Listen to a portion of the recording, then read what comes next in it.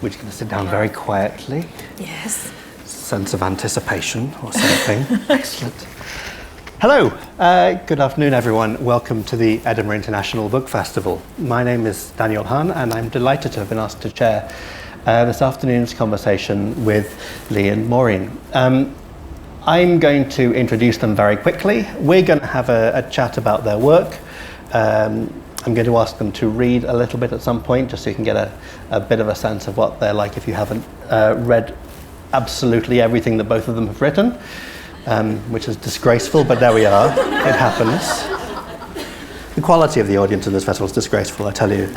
But I'm also going to leave plenty of time for you to ask questions at the end, so do have this in mind while you hear them talk. Do think of interesting and surprising and fiendish and awkward questions for them. No pressure. It's just... No, you'll be fine. Oh, okay. And if they're not, it might be quite funny if you can ask them a question they can't answer. It'll be fine. Anyway, very quick introduction before we get going. To my immediate left is Leigh Bardugo, who has been a copywriter, has been a makeup artist, who sings in a band, has many other things she does in her life, but she's here mostly because she is the author of an extraordinary trilogy, which I will wave a couple of them at you. The Grisha Trilogy. These are the first two, which is a fantasy trilogy about which you're going to be hearing much more. It's thrilling, it's very hard to put down, it's beautifully written, and it's set in an incredibly well-imagined, well-realised sort of world, which I'm going to be asking Leigh a little bit about. These books are New York Times bestsellers. They are fantastically popular. Maureen, also a New York Times bestseller. We have a lot of best-selling on stage today. Not, alas, me, just these two. Maureen Johnson, also a New York Times bestselling writer, who has written a number of standalone books, a number of series, including the Shades of London series. This is a little extra one of those. It's a little tiny. It's a little tiny one. I had not seen this. So. It's great. It's great. Thank you. Oh man. This is going to be great. I can tell already. Yeah. It's going to be fine. So long as they have fun, that's what matters. So long as they have fun. It'll be fun. Excellent. It could be too late for me to pull out of this one. Never mind. Save yourself. Leave me behind. I'm just talk to each other. It's going to be all right. Maureen has written the Shades of London series. There are 2 books plus the small one, and there is more to come. The Scarlet, again, there are 2, and I believe more of these to come. She was recently the UK's Queen of Teen. Has now been replaced by James Dawson. James is the new Queen of Teen. And has... I should also mention that she's collaborated with a lot of other authors and produced work with Cassandra Clare, a book called Let It Snow with John Green and Lauren Miracle, and lots of other fantastic things. So we have great people here, and I want to talk to them about their books.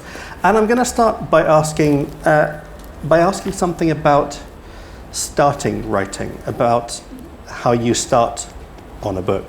And Leigh, maybe I'll ask you first, because I mentioned in the introduction that you've done other things before this. How did you end up being a novelist after these various bits of other things? I really always wanted to be a novelist, but what would happen is I would start a book, I would get about 50 pages in, and then I would completely lose momentum. I would lose faith in the idea, or I would just be crippled by waves of self-doubt, or I would just get stuck. And so I had a lot of starts to books that never went anywhere. And I honestly think, I used to be a copywriter and a journalist. I wrote movie trailers for a while, so like, in a land without justice, yes, one man will rise. Like, so, you're welcome for that. But in case you wondered who's been writing those all these years, now we know. Who's to blame? Yeah, it was me. All suddenly makes sense. But I would come home from that and I would never feel like working on my own writing. It was like the muscle was tired. And then my dad passed away and I switched careers and I went into makeup and effects. And it somehow was different. I would be on my feet for 12 hours at a time on set listening to some actress talk about, problems with her roommate or the cleanse she was on, and I would be like, oh yeah, that's fascinating, but in my head I would be thinking of stories, and then I would come home and I would write, and the idea that grabbed me was the idea for Shadow and Bone, and I just made a deal with myself that I was going to finish this book, and it didn't have to be good, it just had to be done. So what was the idea? What was the thing you started with? It really started with the idea of what if darkness was a place? You know, in fantasy, darkness is usually a metaphor. You know, a dark age is coming, or darkness is going to. You can tell I was a trailer writer. Yeah, darkness. You can't help yourself, can you? No, I can't. It's how I live. Please pass the salt. So it really began with that question, you know, what if instead of being a metaphor, what if it had real physical form? You know, what would that dark territory look like? What if the monsters you imagine lurking in the dark were real and you had to fight them in the dark? What kind of power would create it? How would you destroy it? Why would you go into it? I mean, if there's a dark territory crawling with monsters that feast on human flesh, you don't generally go inside. Don't go in there. No, it's not an ideal place. So good tip, by the way. Yeah. That's a pro tip. So everything really sprang from that idea, this country that was being kept in a stranglehold by this swath of darkness that had cut them off from their ports and harbors. And the Darkling's powers, Alina's powers, everything arose from that original question. Okay, I'm going to ask you about that place in a moment, but Maureen, maybe you could say something about sort of the same question, which is the moment of starting a book, what it is you start with. Is it always, because you've written very different kinds of books, is it always the same thing? Do you always start with a character, or always a moment or a setting, or is it different things? It starts with all kinds of different things. It's an exciting moment because once you really get into a book, you hit this point where the thing that you love is the thing that you hate the most. You're like, why did I ever start this? Why have I done this terrible, terrible thing? But before that, you're like, oh, I'm so happy. And I had for example, I'm holding Scarlet Fever in my lap, which is the sequel to Sweet Scarlet. And this is a series I love. And it came from one January afternoon where I was like, it's time to start thinking. And I just sat and I listened. It was a very snowy day and really bright. And I just listened to one song over and over again for about 6 hours and made a list of things. And somehow by the end of that day, I had created this entire cast of characters, this family, and where they lived. And The Shades of London came out of the fact that I was in London doing research for a book called The Last Little Blue Envelope. And I was on a historical tour getting some information about the building construction of the Houses of Parliament, and they kept pointing out places that were haunted in the building, and I was like, this is a historical tour. Like, I don't understand why you keep pointing out. So they'd be like, that's a famous rock. This is a pen here. And this is where we had a sandwich. And that's haunted. And this is another famous rock. And I was like, what is with this haunting? And you would ask why it was haunted, and they'd be like, it's cold. There was a creak. And I'm like, these, the door open. Like, these are stupid stories. So I got so annoyed, I went on a ghost tour that night thinking I would get a better quality of ghost story. Now, I had no interest in ghosts before that day. I was just so annoyed. And those ghost stories were even more stupid. The guy was like, and they took a picture here and there was an orb in the picture. And I was like, there was an orb in your picture? And you thought it was a ghost? And not just like your camera doing something weird? You're like, oh, there's something weird in my picture, it's a ghost.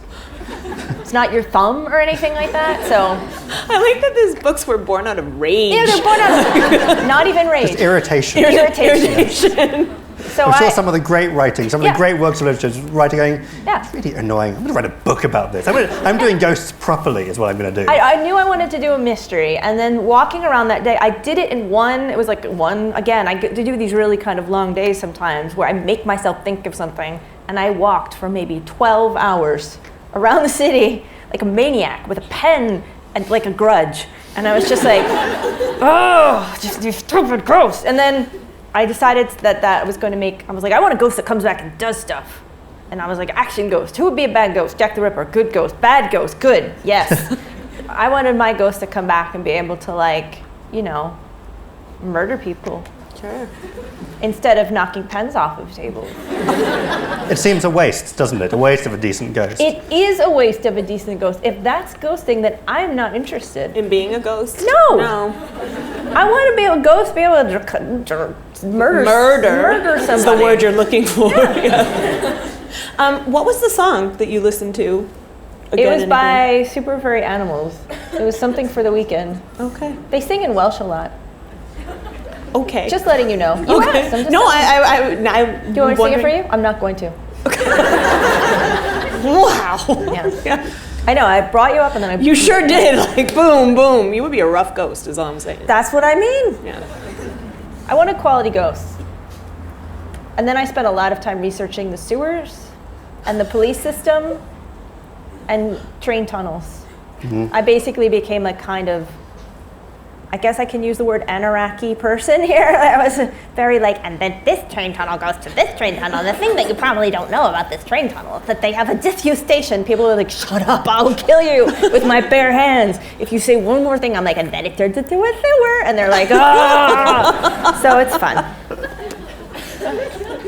Is that bit of it, is the bit of, before you write the story, the bit of exploring the places and trying to figure that stuff out, is that fun, or is that an annoying thing that you have to do in order to make your story happen?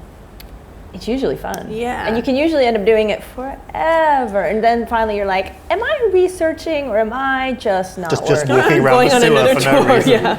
And when you hit that point, like, you have to kind of fill your head up with much, much more knowledge than you possibly need. You read entire books and then only pull one fact out of them. You know, and you need to build up a backlog. Yeah, and I think, I think that first part is sort of the drafting stage when you're throwing all these doors open and kind of anything is possible, and it's a lot of fun. You know, you're not worrying too intently about logic or continuity or how these things are going to fit together.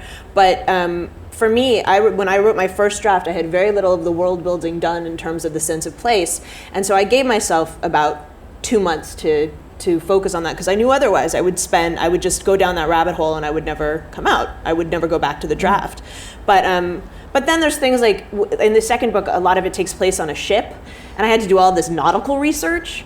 There were so many sails on a boat, and they all have names. Who knew? And I don't care about any of their names. No. But it was really, like, I got to a point where I didn't want to know anything more about ships. But you need to do this tremendous bulk of research so that you can add that one detail, and you never know where the inspiration is going to come from, too. And things often turn out to be more boring than you think they're going to be.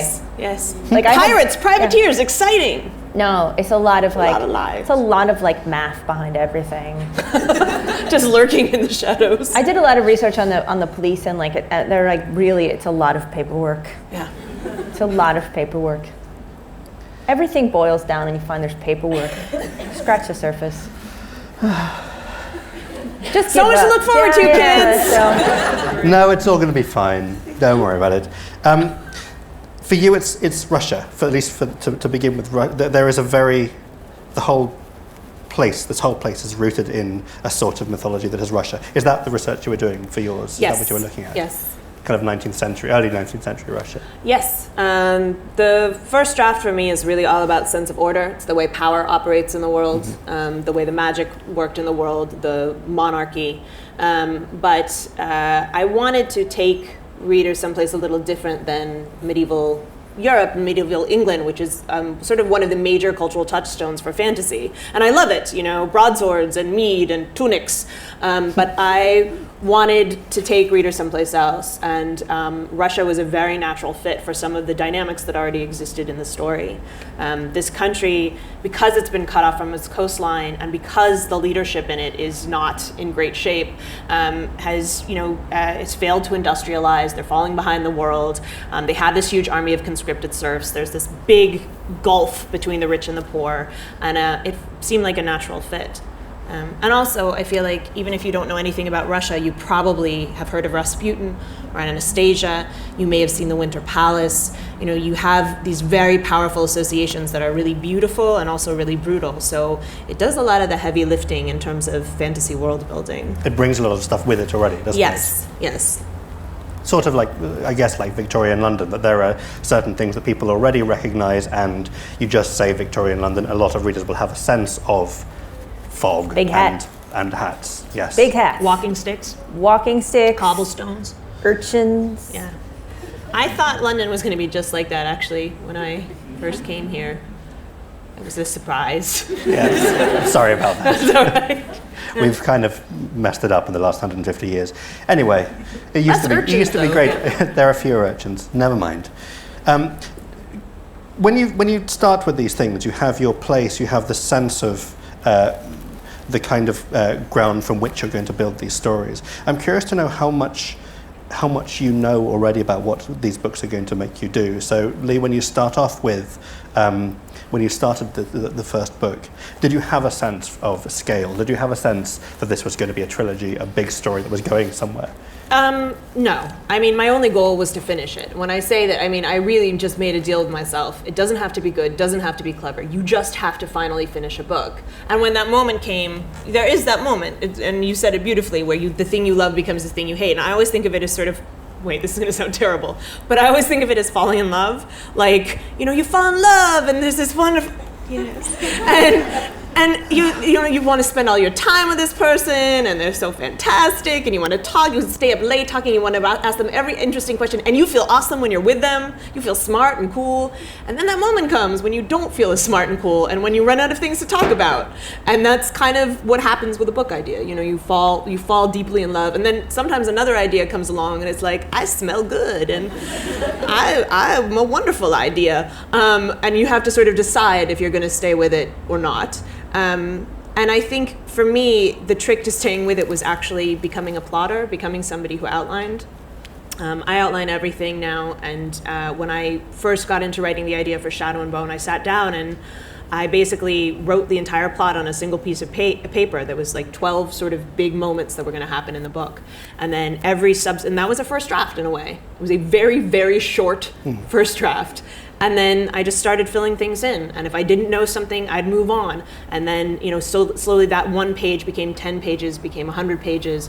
And that zero draft, so that draft I would never show anybody, had lots of things in it, like, how do they get from A to B? Why doesn't this make sense? Insert awesome scene here. But it had a beginning, a middle, and an end, which for me is a kind of safety net. I really need that when I'm working. And did it change as you wrote? Or if you go back and look at that plan now, does that basically bear some It's shockingly similar to what the first book is. But there was a point in the middle of the first book where I suddenly realized, yes, I'm going to be able to finish this, and the ending I've concocted is completely wrong. This should be a much larger arc, and I think maybe because I got more confident as a writer, I began to see a much larger shape, and I started taking notes for the second and third book, but I didn't know if anybody would want them, So when I queried agents, one of the first people I talked to, and the woman I ended up signing with to represent my book said, this feels like a trilogy. And I was like, it's funny you should mention that. I happen to have these notes right here. And we were lucky enough to find somebody who wanted all three of them. Maureen, do you have that sense of where something is going? Do you plan? Do you have a horizon towards which you're writing? I do now. When I started out, I had less of one. And now, with this series, once I had the idea, I spent about 6 weeks creating a bunch of documents that were sort of the book in miniature, the world. I made character dossiers. I made like little things about each system, like here's how this police force works, here's the history of this, here's the history of that. And so I had a little thing I'd made for myself, a little sort of series Bible. And it was originally supposed to be 3 books, and then I realized it was 4. And my plan was to end each one on something fairly apocalyptic. So each one ends on a boom. I'll say. And then The Boy in the Smoke, which was written for World Book Day, is taken from the original notes of the character backgrounds. So it's actually kind of a bigger version of one of the things I wrote to prepare for doing it. And now I'm a plotter. Now everything in advance. Yeah. Turns out it keeps you from wanting to pull out your hair and change your identity. Was that what your early career was like? Was it just throwing yourself in and seeing what happened? And sometimes it doesn't work. Yeah, I mean, I just wrote stuff. And then suddenly in the middle of the night, you're like, what have I done? Got this thing, I made it, I printed, I'm staring at it. You look at it from over the sofa. It's still there. What does it want? I remember feeling like I would print up the pages and with that first book and be like, look what I wrote. Look at all the words I wrote. Look how big this stack is. And now I print it and I was like, oh God, I got to read through this again. Like there's a very different kind of feeling about that stack of pages now. By the time you get to the 10th time you've read it to check it, you're like, just die! Yeah. When you're like, I should write poems. Short poems. You'd love it. Do it. You'd enjoy it. Yeah. It's great. But I will say too, some of my favorite authors don't, like Laini Taylor doesn't plot at all. She just dives in, and I think everybody is kind of different. But for me, I think it can change. I need the map. Too, yeah. But you presumably need a certain kind of nerve to start writing and saying, I'm committing to doing 80,000 words. I have no idea where it's going to go. It may depend on what kind of book it is. I mean, what I'm working on next, I have to figure out everything from the very beginning because of its nature, because it's a mystery. Everything it's like a puzzle that has one solution. So yeah, I have no choice but to plan it out in advance. Yeah. And it will be scrupulously planned because then you basically are writing the ending first and then backtracking and placing the clues back into it, because you can't really wing that. My theory is a lot of people who don't plot ahead of time have sort of in their heads have kind of a natural sense of story and have a sense of what their major beats are going to be. But yeah, I have 5 POVs in the next book that I'm writing. I don't know why I thought that was a smart idea, but I have 5 POVs and multiple heists that this group of people are supposed to pull off. And so it was, creating these insane color-coded outlines that would help me keep track of everything. One of the things presumably you do need, even if you haven't plotted, is you have to have some sense of this world, because if you're creating a world that is in some way a fantasy world, you need there to be a consistency, you need it to be sort of realistic, the rules have to be the rules. And so to some extent you have to have, it has to be quite a robust thing before you start. Is that right? Well, I will say this. I think the first draft is really for telling yourself the story. And for me, that was, I had an idea of the way magic worked in this world. Like, nobody ever refers to it as magic. They refer to it as the small science. And, of the way that these things were going to play out. But in the course of writing them, you're figuring out what the actual rules are, how they apply, how they reflect, how they'll break, how this country would have used these particular kinds of magic, in a military situation. So I really think of I hate the idea of having to sit down and have everything planned out before you write. Here's my map, and here's this, and here's that. It doesn't have to be like that. You can also find your way through the geography of a country, the culture of a country, and the rules of a world or of a secret order of police in the course of that first draft. That's I think the whole point of making it messy and full of exposition that you'll have to take out later, but where you are telling yourself the story. Yeah, you learn to write the book that you're writing.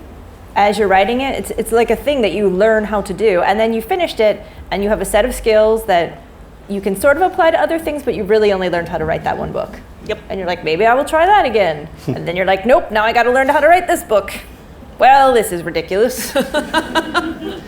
Some of that is transferable, presumably, if you create a world that you think works and you can write more than one book. You create, in the case of the Scarlet books, a family and a dynamic and a setting. There are some things which presumably do make it easier for you to keep. You get to keep certain tools, you've built a little toolkit, but you still, it's like, that is my hammer, I know exactly, with the Martins especially, and that's the family I know absolutely the best. I know absolutely what they would do in any circumstance. They are very much in my wheelhouse. And at the same time, you have to kind of sort out, how the book itself is going to be shaped, how it's going to get done,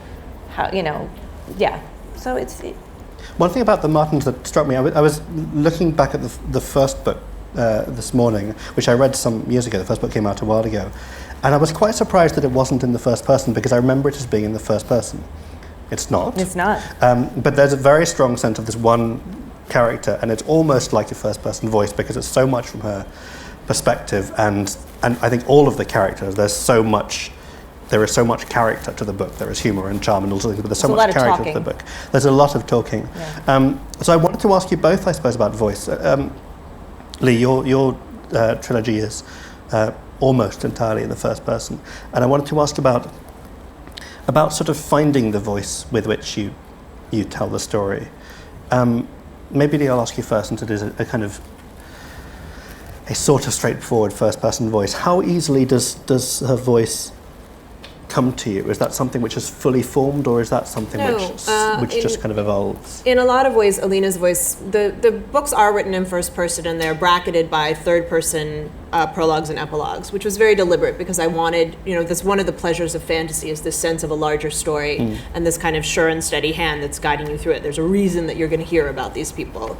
But I wanted Alina's voice to ground the reader, and initially, she was quite hard to find. I think that when she started out, she was really nice. She was so nice, and she was very sweet and quiet. And I think that I had made her. She just didn't exist. She wasn't fully formed. And it was only when I started to understand her past, which came through the course of writing this and then doing the research, and understanding where she came from this orphanage Karamzin, and that sense of displacement and how she would deal with that I found this kind of more sour, pragmatic, slightly bitter, but just, this very pragmatic voice of how she's going to deal with the world and her lot in life. And I think that was the secret to sort of unlocking it, her and her becoming a character I really liked and liked to speak from. So she was actually tough to locate. Some of the characters arrive much more fully formed, and I think because we get to know them less and we spend less time in their heads, are just easier to get to. What about the Muttons? They feel from the first moment completely round and formed. They kind of arrived. They kind of showed that the only difference was on that first day there was a fifth one. Ooh. There was a little one and I killed her. Got rid of her. I was like, they don't need a baby. So mean. Yeah. There was a little one. There was one, I think she was 3. And then it wasn't. Did she have a name? I mean, She did have a name. I can't remember what she didn't last very long. She lasted a day, I think, and then she was gone. Threw her out of the nest. Yeah. Can bring her back, the fifth Martin. The mysterious fifth Martin. They find her. They just find her under the floorboards. We've had this child all along. I can do it. And no, I am an only child. And so I wanted to create a big family. Like, that was sort of my dream, was to write a big family book. Yeah. And have a big functional family. That's the other thing. They are more or less functional.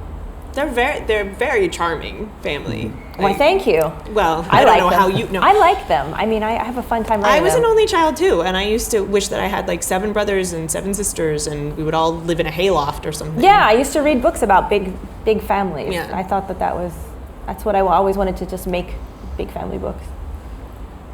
But you still got rid of. I kind of resent killed that one of now, them. having discovered that they were this I'm character I didn't get to pleased. meet. I don't like babies. No, I don't actually. They were, that's the thing, is they don't really do much. They just kind of toddle around, and they already had Marlene, who was more, was plenty.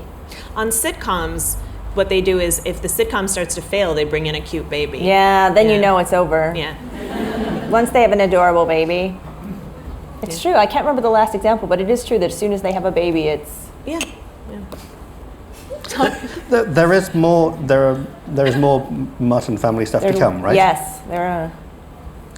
Which is the third. When? I don't have the date on it yet, but it is coming. It's one of the next things I'm working on. I'm kind of doing 2 things at once. You're doing a Shades of London as well. There's another Shades of London which is presumably done, which is out in the There's spring. done. The third book is done. Like, I sent it off pretty much the day before I came here. It went in an envelope and someone came and took it away, and presumably they were from Penguin. I hope so. A man came to the door and I handed the book to him and he left. So Maureen has a new publisher, a small independent startup publisher with a new book. Yeah, so I mean, honestly, I just was like, here you go. That's the thing, at the end, I'm like, just take it. He's like, I am the delivery guy with your lunch. And I was like, I want you to have this. So it's done, and then there's a 4th book, and there's going to be a 3rd Scarlet book, and yet there's something even beyond that I'm not going to say what it is, except that it's a book.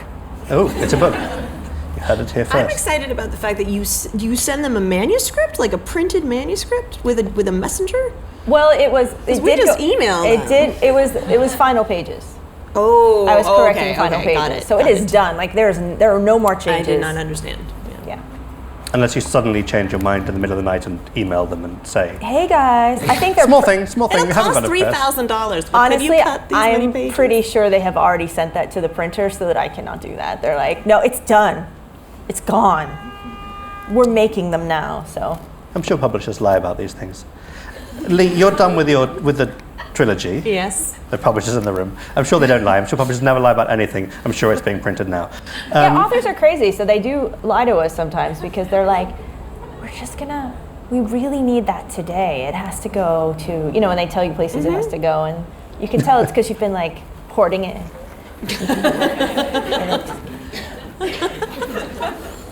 And they That is an accurate representation, quite frankly, yes. The writing life. Yeah. you're kind of wretched in your house, just Unwashed hair, sometimes. I keep it's nice, you'd enjoy it. Yeah. You should try it. Does anyone still want to be a writer after this conversation? It's great, yes, it's great. Yeah. You live in your pajamas, you do your work. If you're lucky, you get paid for it. It's good. What's not to like? Well, apart from the You get stuff to we've come been to talking Edinburgh. about. Yeah. Also that. Yeah, Welcome it's to nice. Edinburgh. Thank you. Leigh, I want to know what's coming next from you, because you finished the trilogy. Was it hard finishing? Big ending, first of all, big ending, but was it difficult to leave this place you've been in for a while? It wasn't difficult to leave. Like, to be totally honest, I had a moment I was like, I'm done with all of you. But it was hard to write the things that I'd mapped out so long ago. And I used to really scoff at authors who would say, oh, I cried when I killed this character, or, oh, it was so hard to write this scene. I'd be like, come on, we invented them. We can do whatever we want to them. And then when I was writing this third book, I was like, I mean, I really had moments where I Just do it. yeah, maybe not. But where I had lived with these characters for so long that I felt bad for some of the things I had chosen to do, and I understood. And also I had readers now who cared about them and who were sort of in the room with me in a way when I was working on these things. So yeah, it was hard. And also because third books are all about closing doors. All those doors you threw open in books 1 and 2, all of a sudden you have to close them and shut them down. But And there is an expectation that you are going to answer the questions you've asked, that you're going to resolve the things that are, as yet are kind of still... Yeah, absolutely. But I mean, I'm writing more books in the Grisha universe, but right now the books I'm working on are set in a different country with a different cast of characters. So they take place after the trilogy. So this country is sort of feeling the repercussions of the Ravkan War. Mm-hmm. But I'm not quite ready to deal with the characters from that trilogy again yet. Maybe one day. The ones that survived. I think we should hear a little bit from each of you, if you would read a bit, before we go to questions. You go first. All right, if you want, I'll go first. What I have in front of me is from Scarlet Fever, which is the second of the Sweet Scarlet books. And I guess the only thing I need to explain in this is that they're this family called the Martins, and they live in New York in a hotel that has, they own a hotel, a small hotel, but they have no money. They're broke all the time. And Scarlet is the main character. She's the sort of middle, sort of youngest sister. She's got an older sister named Lola, who's very lovely. She's got an older brother named Spencer, who's very funny, is sort of her best friend. And she's got a younger sister named Marlene, who is a cancer survivor and is incredibly obnoxious and terrible and is like the bane of Scarlet's existence, along with a woman named Mrs. Amberson, who came to live in the hotel in the first book. And she is a sort of anti-Mame living. She might be me. She's a terrible person who comes into your life and invades your existence. And in the second book, she's still around, but she lives in a different place. She lives in an apartment nearby, and Scarlet works for her. Scarlet ends up working for Mrs. Amberson, and she is this terrible but great woman who kind of is who thinks she is a patroness of the arts.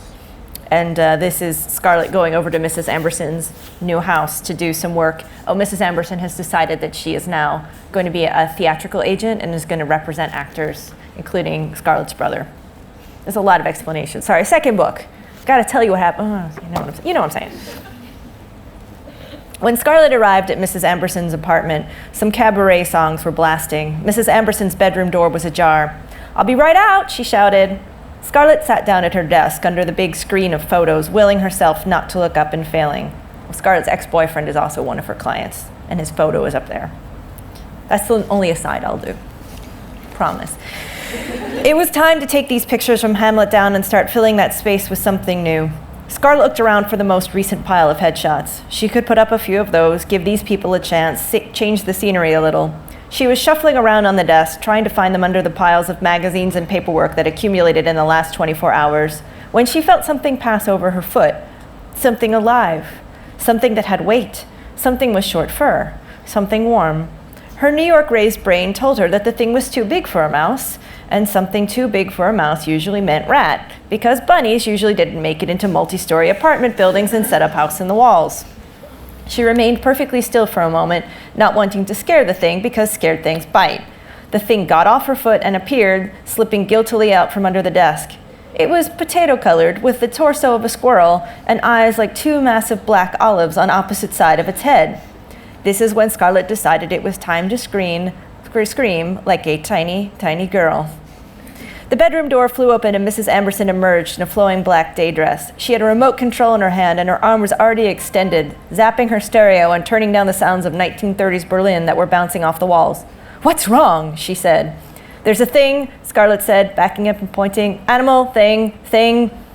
In a moment, her brain processed the fact that this was not an oversized rat. It was a dog, a very small, very unattractive one that seemed painfully aware of its low status on the food chain. "Oh yes," Mrs. Amberson said, "that's Murray, isn't he lovely?" Murray was many things, but lovely was not one of them. It was hard to tell whether he was covered in light fur or if that substance that held him together was just baggy flesh. He had tiny feet the size of quarters that made low, almost tap dance-like noises as he shifted on the floor. "He belongs to my friend Moo. She's gone to South America for a yoga retreat, so I'm watching him for a little while. She dropped him off this morning. The dog's actual name is Mr. Peabody, but to us he will be Murray after our friend downstairs. Big Murray is the super. Met little Murray when we went out for wee-wees earlier. It was a wonderful moment." Mr. Murray Peabody lurked by the kitchen and quaked so hard Scarlet thought one of his eyes might fall out. "He seems nervous," she said. "Oh yes," Mrs. Amberson said contentedly. "Life to Murray is just one long seismic disturbance. He has quite an eclectic list of fears. Bags, baby strollers, canes, hot dog carts, trash bags, hats, sneakers, and he absolutely hates the plants in the lobby. They give Murray the tinkles, don't they, my hairless little anxiety intact?" In reply, Murray accidentally shook his own legs out from underneath of himself and had to sit down. "Murray the doorman hates Murray the tinkler," Mrs. Amberson said smugly. "He's also vegetarian. Isn't that wonderful? Moo leads a very ethical life and has raised him entirely on grain and vegetable-based dog food. A Xanax or two mixed in there probably wouldn't have hurt, but I think that would take away so much of his charm." "How long do you have him?" "Until Moo works out some chakra issues. It's no problem. Large dogs require resources. Our friend Murray is a green alternative to a normal pet. Now, tell me everything."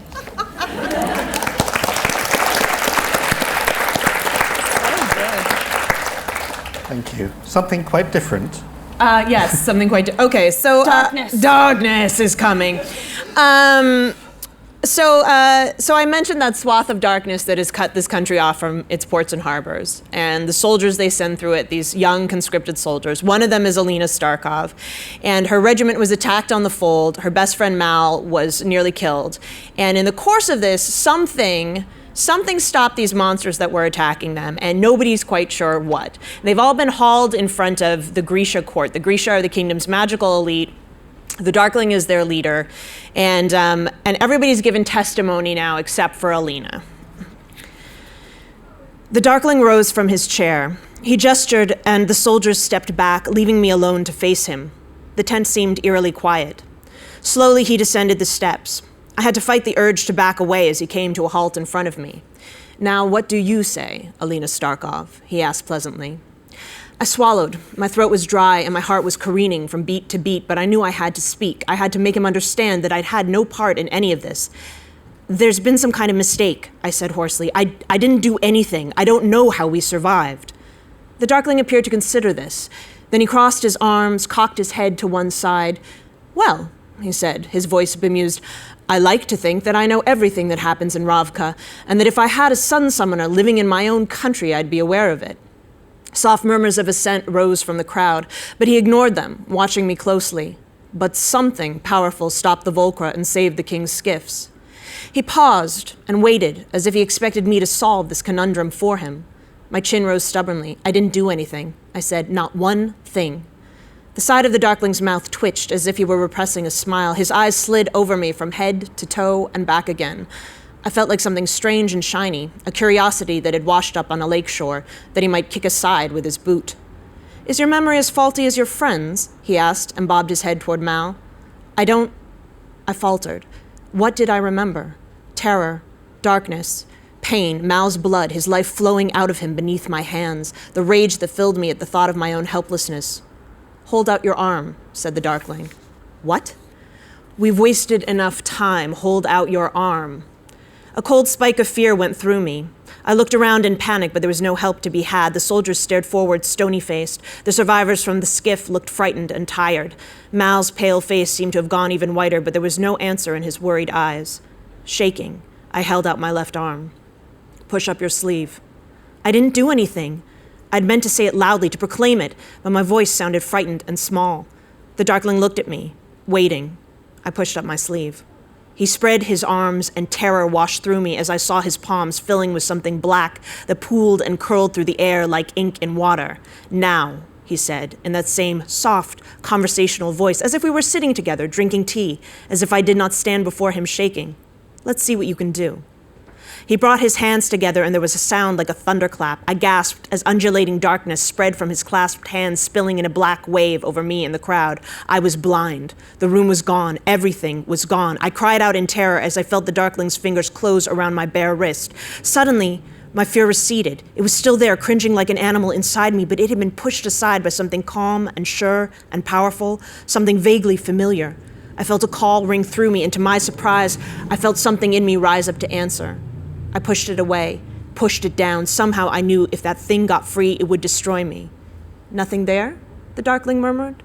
I felt how very close he was to me in the dark. My panicked mind seized on his words. "Nothing there. That's right. Nothing at all. Now leave me be." And to my relief, that struggling thing inside me seemed to lie back down, leaving the Darkling's call unanswered. "Not so fast," he whispered. I felt something cold press against the side of my forearm. In the same moment that I realized it was a knife, the blade cut into my skin. Pain and fear rushed through me. I cried out. The thing inside me roared to the surface, speeding toward the Darkling's call. I couldn't stop myself. I answered. The world exploded into blazing white light. The darkness shattered around us like glass. For a moment, I saw the faces of the crowd, their mouths wide with shock as the tent filled with shining sunlight, the air shimmering with heat. Then the Darkling released his grip, and with his touch went the peculiar sense of certainty that had possessed me.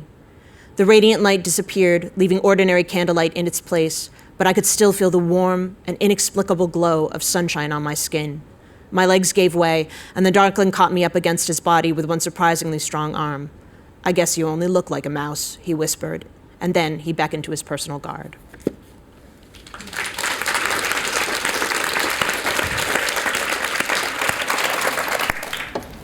It's quite exciting. You might have noticed.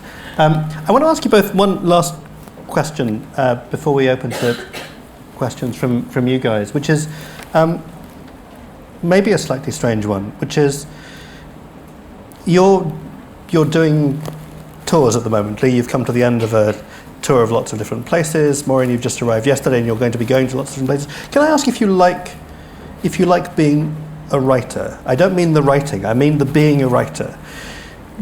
Talking about your books, meeting readers, is that a necessary evil? Is that part of the fun? Is that... This is all a nightmare. I just wanted to end. Obviously, we love this audience and this festival, and you've never had so much fun. But normally, is that kind of expectation that you're going to be talking about your books and promoting and sort of representing them? Is that fun for you?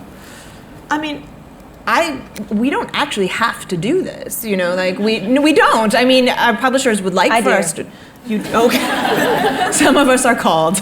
I mean, our publishers would like for us to do it. They would like for us to be on Twitter. They would like for us to go out and meet readers, but we don't have to do it, and some authors don't. I actually really love it, and to be honest, when I pictured being a writer, I didn't know what it would look like. I sort of thought book tours, you would go, you would visit exotic cities, and you would see all your friends there, and you would spend a week, drinking the wines of Edinburgh. I don't know, are there wines in Edinburgh?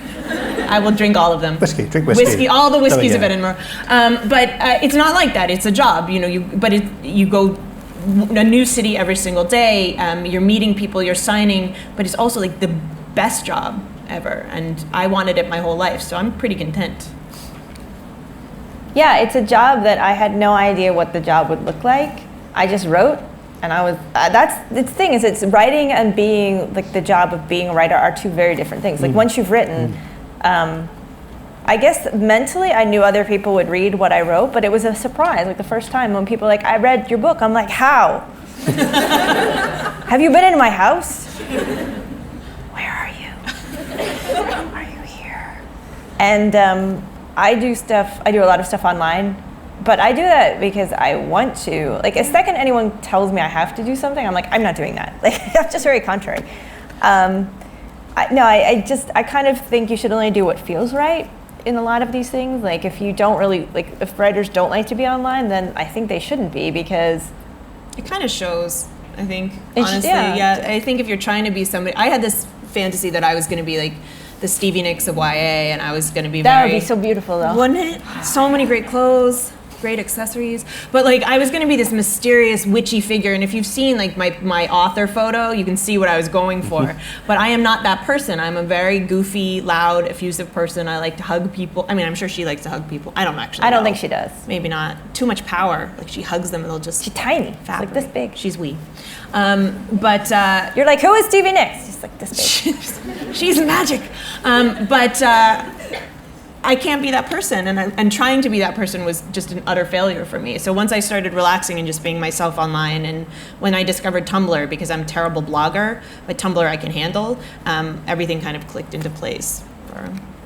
Yeah, I think early on, one publisher said to me, like, when you do it wrong, like you have to talk about your books more, like you just do it wrong. And I was like, okay. They're like, yeah, when you make, it's cute what you do, but we should really give you more direction. Huh? Nice. You just really need to put your books more in there. Because a lot of people follow me on Twitter and they're like, you're a writer? I'm like, yeah. They're like, had no idea.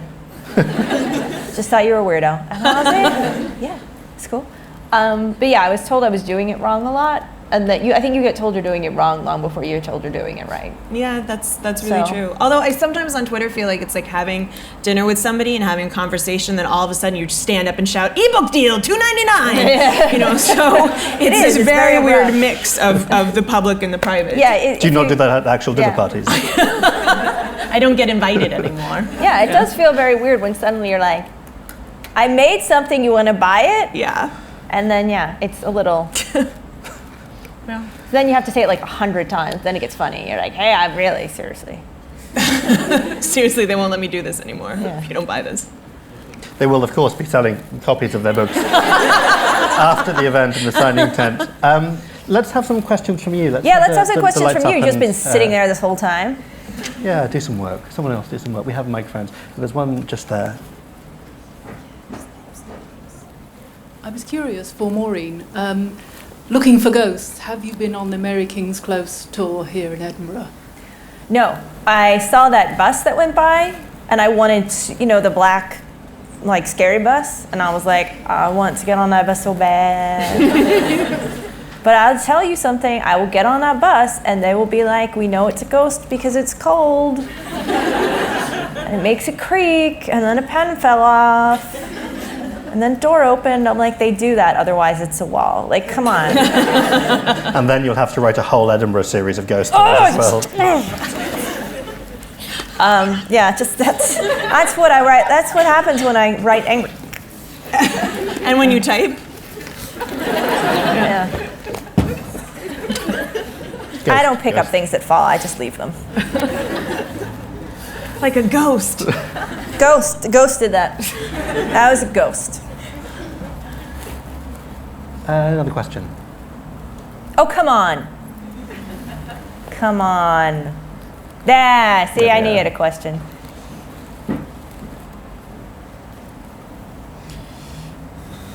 I am something of a feminist, and I notice you're both female authors, so I presume that... Reportedly. So, what's your opinion on having strong female characters and such like in your literature? There's a lot of talk now about, strong female characters, and I'm like, they are characters. It's not, there's clearly a big hole in films and stuff, it seems like, especially in films. There's a lot of talk when people are like, oh, your book been made into a movie or something, and apparently all I know about Hollywood conversations are things like, well, I'm talking about other people's books, unnamed, not mine, things like, oh, we really like this book for a movie, but there were too many girls in it, so we just, we had a female screenwriter, but we needed to get a male one just to kind of get, balance that out. Because once the script becomes too lady-ish, too many ladies in it. Or if there's just one female lead, they'll often try to counterbalance it with 12 male characters. Have you seen the poster for The Expendables 3? First of all, the fact that there's an Expendables 3, I think, tells you anything you need to know about Hollywood. But it's literally like 20 dudes and one lady. Yeah. Or they'll at least put in a guy just to kind of, Yeah. So there's a proper character. Yeah, honestly, yeah. But I feel like in books, it's less of an issue. My pet peeve is like people that are like there are boy books and girl books, which I personally do not believe exist. Yeah. I'm like, they're like, it's a girl book. I'm like, it's a book. Like, just chop that first word off and you're good. Like, classifying books makes me crazy. Like, it makes me fighty And I think it's a weird, I think the reason people bring up the issue of the strong, sorry, what? Oh, more fighting. Off again, never mind. The reason people bring this issue up so often is because I think there were kind of a dearth of books. People often ask about the rise of YA and how alarming it is, but they ask about the rise of YA, and I think there was some kind of gap in the market that got filled by it, and maybe there was a desire to see more female-centric stories. That said, there are many young adult books, middle grade books that feature male and female characters and other kinds of characters as well. And I think the interesting thing is you never hear somebody being like, well, is it a strong male character? Yeah. Is he strong? Is he tough? Is he empowered? If you are only seeking one thing in a character, you're going to end up with a lot of boring characters. And what I like to see is a large cast of ladies, lots of books with women at the forefront, so you can have every kind of character. You can have anti-heroes, you can have vain heroes, you can have insecure heroes, you can have all of those different things, as opposed to letting everything rest on like a single person to carry that, or a single character. Single person who's got to be burden. awesome, apparently. Awesome all the time. Okay. Awesome all the time, but not too awesome, because then that's a Mary Sue, and then we get into more trouble. So, and I think also in the way that we talk about these books, I think we can be more generous with the way we talk about female characters and the way we think about them. Yeah, a lot of criticism. I hated in the book when she did this or that, and I hate her now. Like, there's a lot of like sort of anger towards female characters that you read about, like when people actually break down stories. Why do you get so angry? Because internet. Because internet, I guess. Yeah. Can I just ask, Leigh, am I right in thinking that the Grisha books they are going to be made into a film? Is this happening? They've been optioned by DreamWorks and by David Heyman, who made the Harry Potter films and Gravity. Whether or not they will make it to the screen, fantasy is really expensive to make, and when it goes wrong, it goes horribly wrong. So we'll see what happens. And beyond that, I'm not actually allowed to say much to address that. We're often under a veil of silence until certain... Yeah. until you've negotiated the gender of the main character by the time it's been made into the film. Let's have one, one over here. Do you have any tips for young authors that are here today? Tips for young authors. Here we go. Oh dear. Thank you for that question. When you first write, you will, I'm assuming there are probably more than one of you right here, and you may at points think that you are really bad at it. You may be writing and go, I'm terrible at this. I should give up because I am so terrible. The thing I've written today is an abomination. If anyone else saw it, they would arrest me and probably kill me.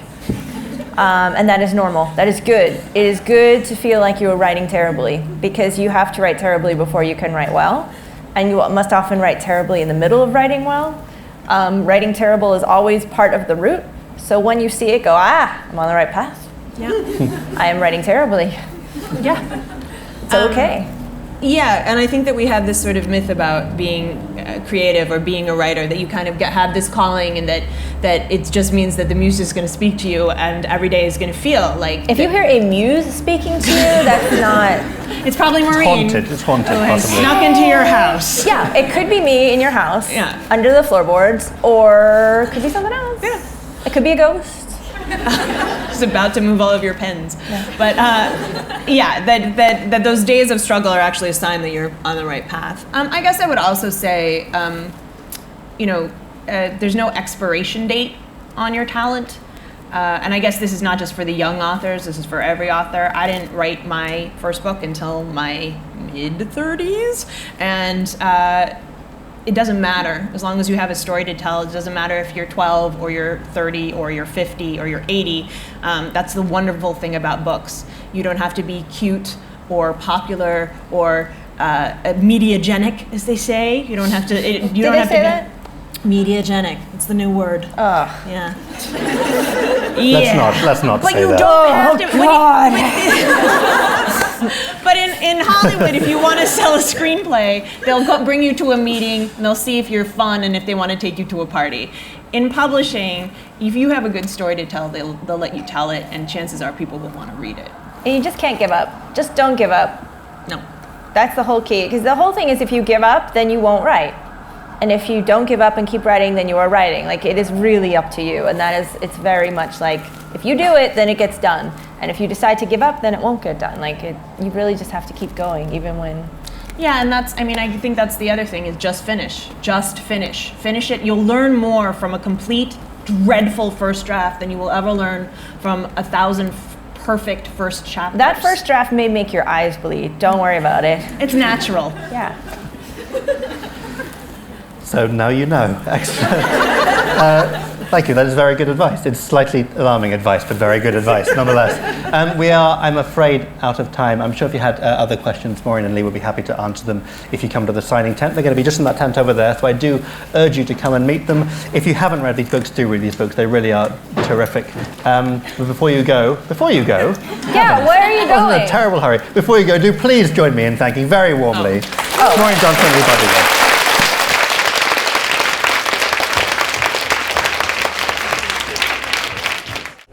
Really enjoyed it this year. I've been coming the last few years up to Edinburgh. I've moved up the last year, so I can come to more stuff. But obviously, it's really good. I've got tickets for most of the stuff I wanted. I've been really enjoying it this year. Maureen Johnson's amazing, very funny online and even better in person. But yeah, it was very good, very exciting stuff. My favourite part of the talk was it's got to be like Maureen Johnson's inspiration for one of the series, which was anger over ghost stores and silly ghosts, basically. And Edinburgh's got a lot of good ghost stores and vaults and scary stuff. I think it's a little bit better than pen pushing, but there's a lot of stuff for her here, so it's good. This is my first day at the book festival and it's been excellent so far. I got to meet one of my favourite authors and yeah, I'm having a lovely time. I'm going to kick about for a little bit longer and see what other things that are going on here. It's been good fun. I thought it was very good, very interesting. There were some great questions, because sometimes when you see talks you're worried that there's going to be some awful questions and it's going to be a bit weird, but they were very interesting, great answers. Both the girls spoke very well about the way that they write and how they write, and then helping other people with how to get into writing things, and it's just really nice to hear them speak so well about it all. So yeah, it's really good to hear. They were very interesting.